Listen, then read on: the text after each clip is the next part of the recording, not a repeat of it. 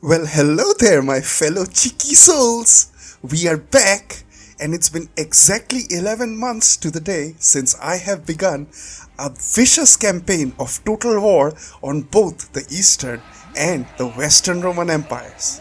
Right now, we are with the Eastern Roman Empire, and they have something which that I don't like. It's that feeling which you get after you eat quite a lot, and that kind of a scratchy feeling in your throat.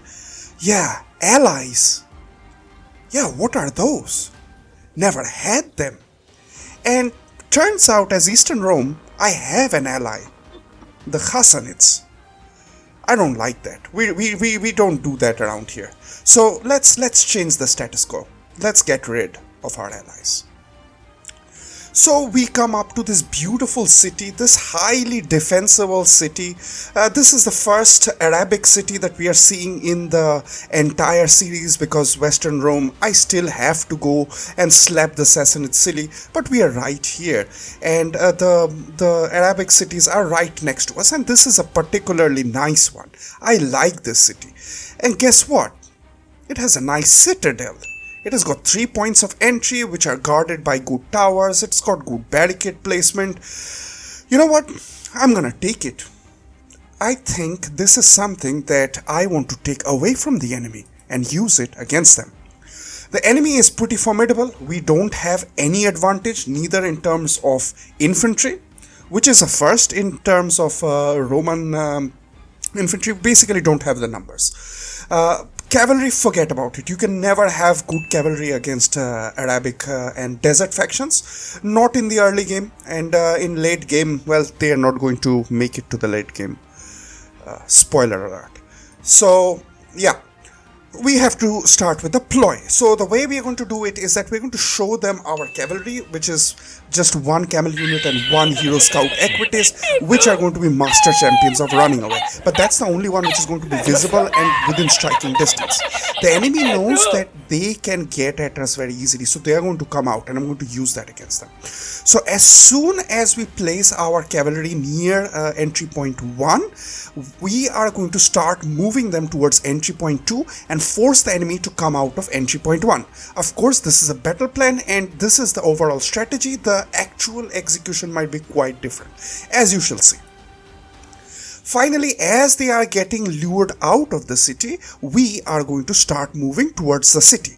And of course, our infantry has a disadvantage because we don't have numbers, we don't have projectile advantages. Only thing that we have is that the number of entry points is going to be very little where the enemy's numbers counts for naught. And our cavalry is going to keep running away and keep pulling away as much as they can, tiring them out, basically giving us enough time to get to the citadel and also rest up, because after this entire running we won't be in a great position to fight. However, given this excellent defensive position, we will have a clear advantage. And the clear advantage will be that once we hide our cavalry, the enemy is going to re-enter. And they are going to re-enter in the reverse order in which they leave the city. So the first unit moving out will be the last moving in, and vice versa. So that king is going to be the one which is going to be moving in first. And he's going to get greeted by our Imperial Sagittarii. So they are going to fire shot this king. Our stationary testudo will be there. This king doesn't have a chance. As soon as the king is gone, we're going to swing our cavalry around, try to take out their Sagittarii, those worthless desert bows that they have, whatever camels and whatever nonsense that they have. Finally, we get to this glorious scene of allies. What are those? And of course, dude, where's my cavalry? Ladies and gentlemen, lovers of war, traders of great renown, I, the Strategic Indian, bid you welcome to my channel, where our motto is think, practice thinking. If you like the content, please do not forget to like and subscribe. Also, leave a comment, which will greatly help with the almighty YouTube algorithm. Wars are expensive. Total wars are totally expensive.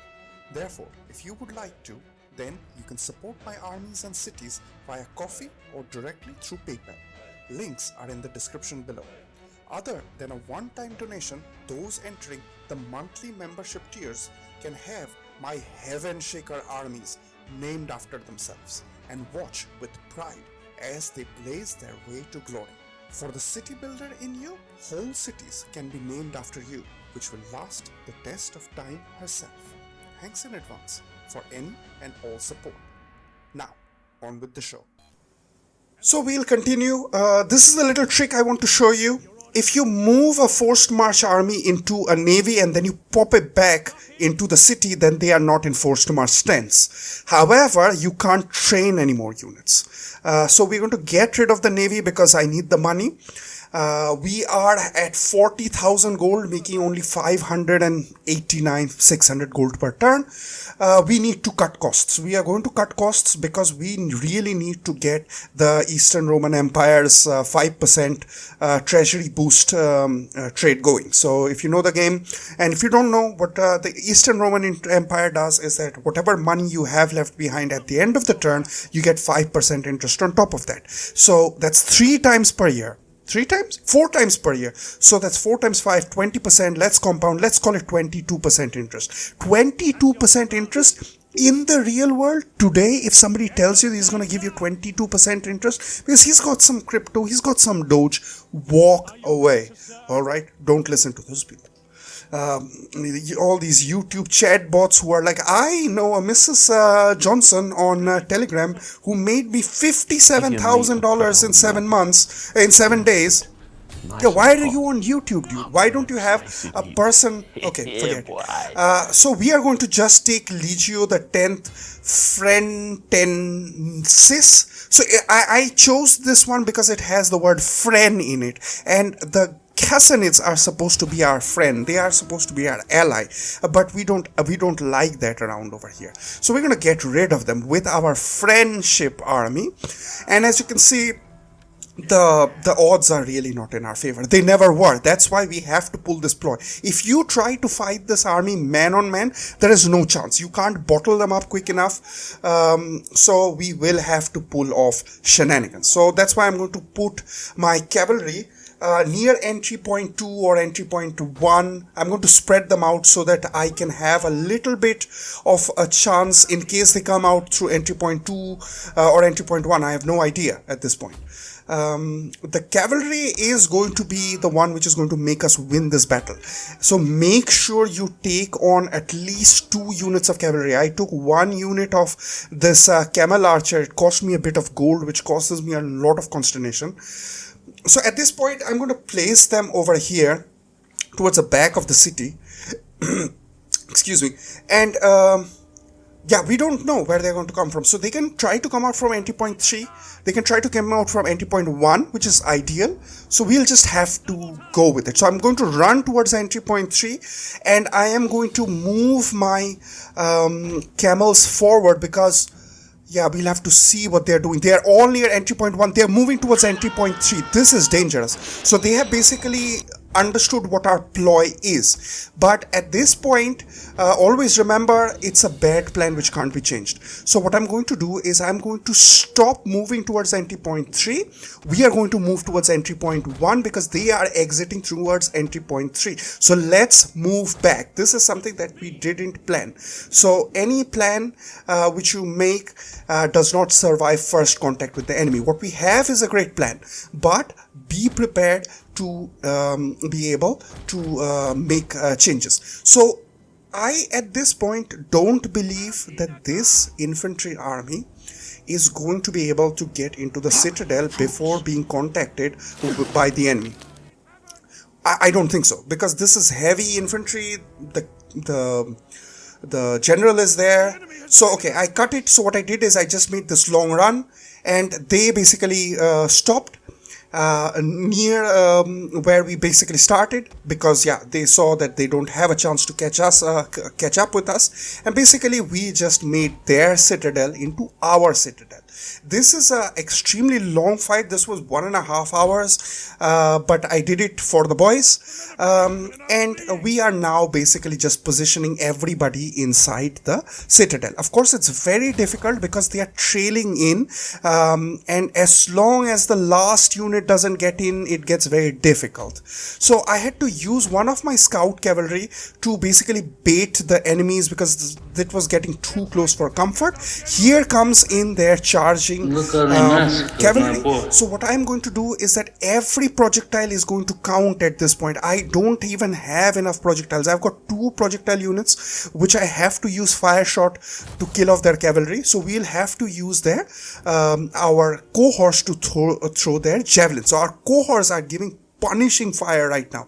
Here they come for a full charge and they charge into our Comet and spears. So let me tell you what time it is. It is cavalry tier 1 desert faction crashing on a Roman heavy infantry.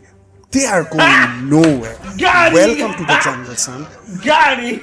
Here comes that general. The general is coming around, so I will wait for my cohorts to fire at the very last moment. As soon as a cohort unit has done firing, I'm going to move a cohort unit with ammunition over there. The entire point is to make sure that our cohorts donate all of their projectiles. We cannot waste anything at this point. We cannot have our projectiles firing when they are not in range. So we'll have to make sure it's point blank. And here you can begin to see their numbers counting for naught. They are not able to break through on our brilliant what are these Limitani border guards, right? So these Limitani border guards are doing a fantastic job, and right behind the Limitani border guards you have the desert javelin cav. That is not a unit I respect that much, but having said that, I respect javelin cavalry quite highly. If it is Celtic, Nordic or Germanic. The desert javelin cav has never given me that much of a bad time. But the other 3, yeah, definitely. Really, I dislike those people, well, not literally,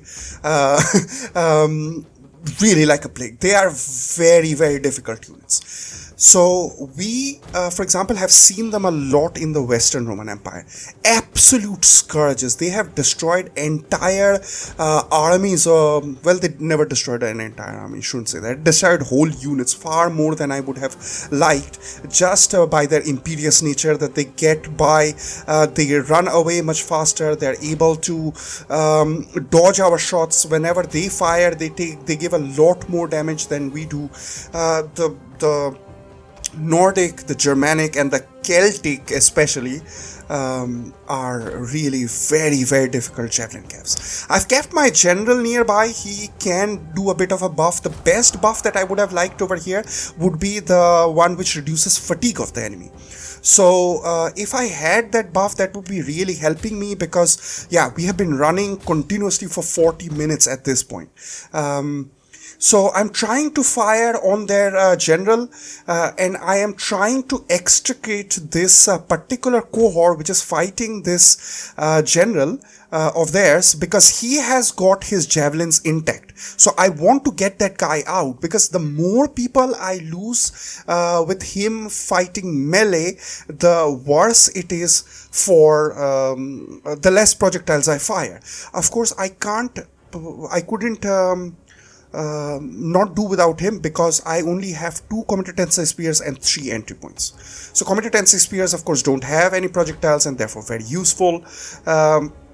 Right, but there we go. So now we have lost one of our cavalry, and at the end of the day, like the magic trick which you watched last time, there is a probability of another magic trick this particular episode. So we have hidden our we had hidden our camel cavalry, and that has now got into melee, because what I want to do is I want to break through their general, kill their general, which is of course going to give a great moral debuff, and then I want to punch through and I want to get to their projectile units at the back. If those projectile units start firing, even if my boys are in testudo, that's no good.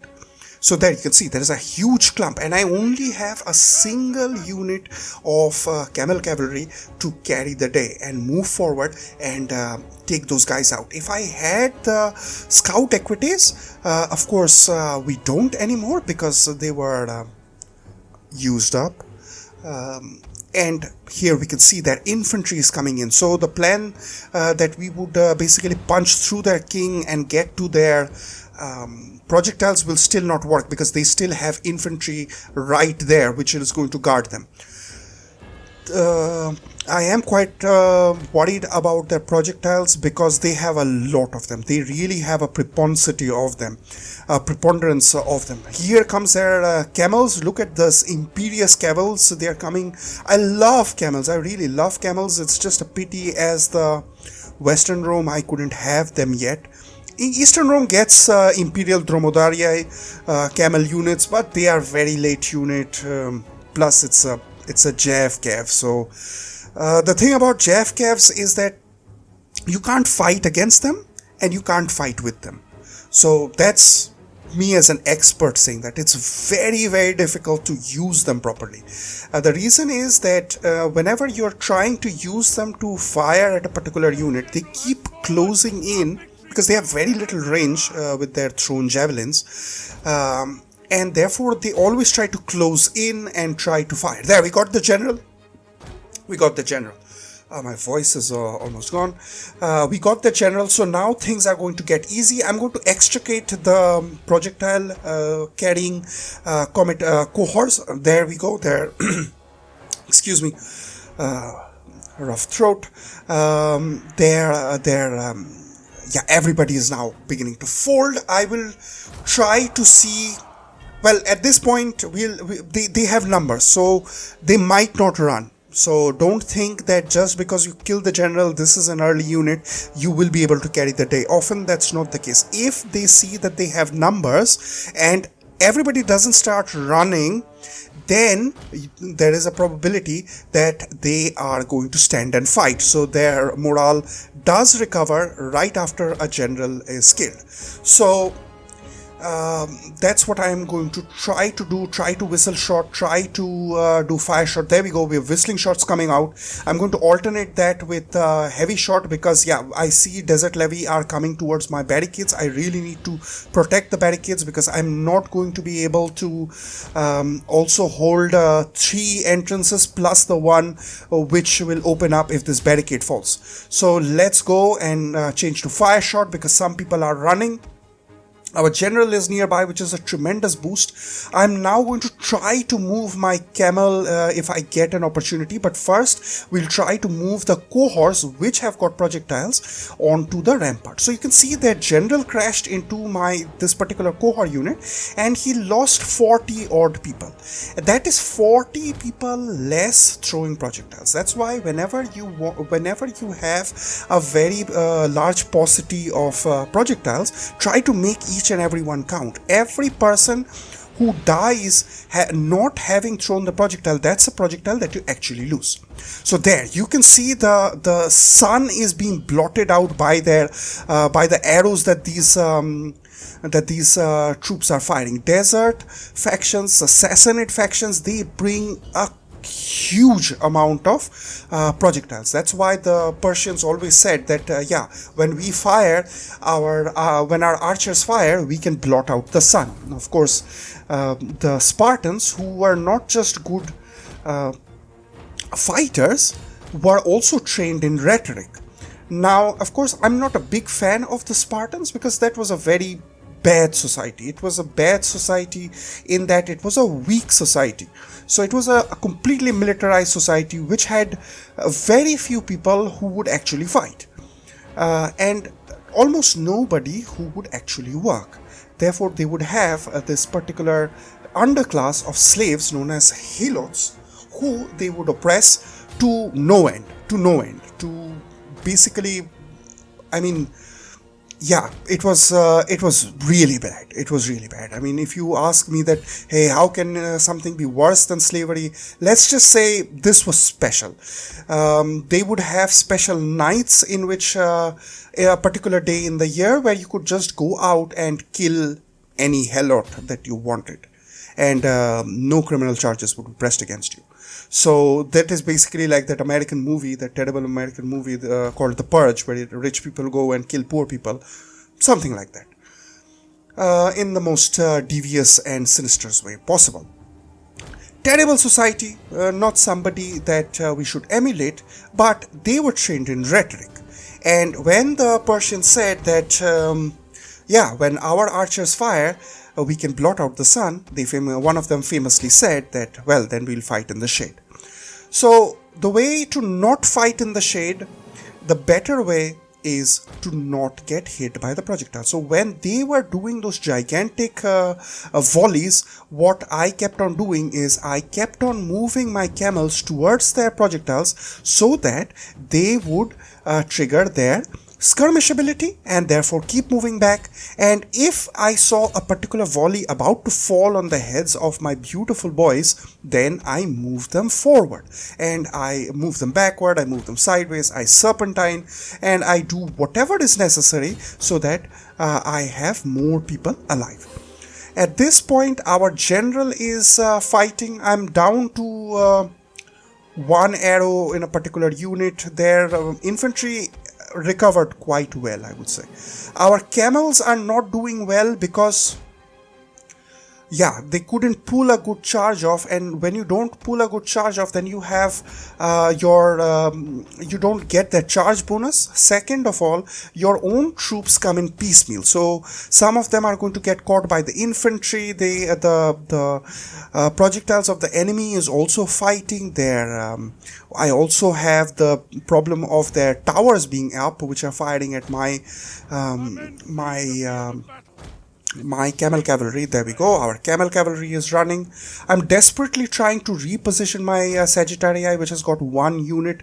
Unfortunately, we couldn't get that precision shot to work well because it was moving while it was doing the precision shot. So I'm trying to reposition them in a particular way so that I will be able to fire at an arch on top of the heads of the enemy, which has been held in place. Our general is fighting at 134 people. I'm pretty confident I'll be able to not lose this general. So, and there is just one desert levy, which I'm pretty confident that I will not lose the general. I do put my generals into fight. So many people have an absolute aversion to do that. I don't. Let's just put it that way. And that's why we have got great heroes. And we are going to talk about a particular hero whose story is yet to be told. All that is coming, so make sure you subscribe and you let me know what you enjoy, what you don't enjoy. And as you can see, that our camels have come back to fight. That's fantastic. And meanwhile, their archers are continuing to give us quite a hard time. And that is something which can still tip the balance against us. So at this point, actually, I started getting worried that whether we are going to be able to break through.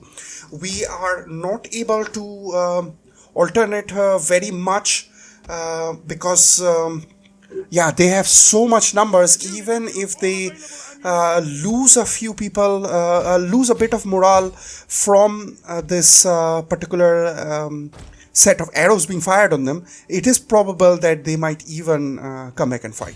So I'm thinking whether I should break this barricade and try to flank them, break their own barricade, because I can do that.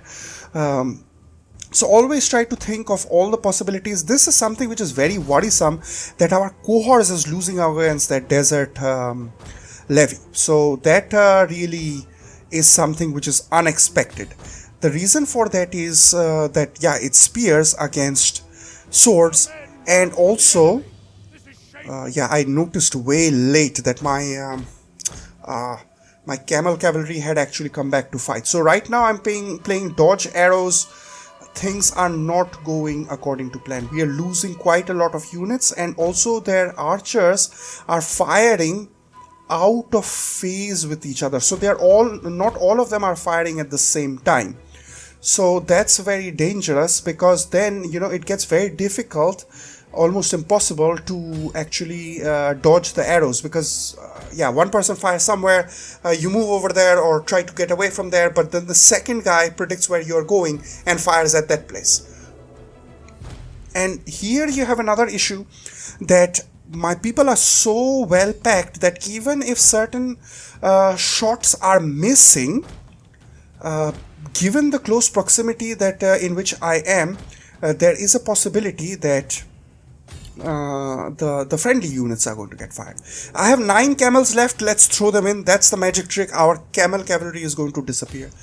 Our entire cavalry is going to disappear at the end of this. So, but the most important thing is to get rid. There, we got it. So right now we have opened up the flank. This is very, very important. Now we can hit this huge blob on the side.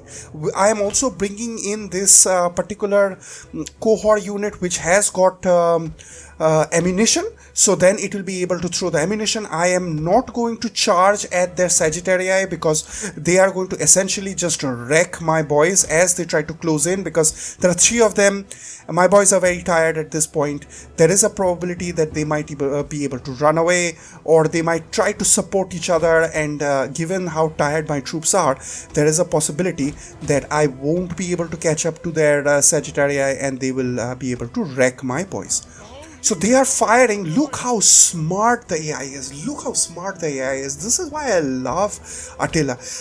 The enemy archers immediately start firing at the cohort which has got projectiles, because it realizes that is the unit which is going to do the most amount of damage by firing at the side of the enemy and of their boys. So that's how smart this game is, and that's why we love it, and that's why I have absolute derision.